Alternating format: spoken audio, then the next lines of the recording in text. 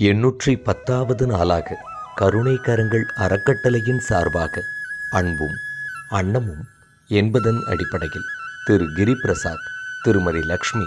தம்பதியரின் சார்பாகவும் அவர்களின் அன்பு திருமகன் செல்வன் சித்தார்த் அவர்களின் சார்பாகவும் அரசு மருத்துவமனையில் சிகிச்சை பெறுபவர்களுக்கும் மற்றும் உடன் இருப்பவர்களுக்கும் காலை உணவு அருட்பிரசாதமாக வழங்கப்பட்டது.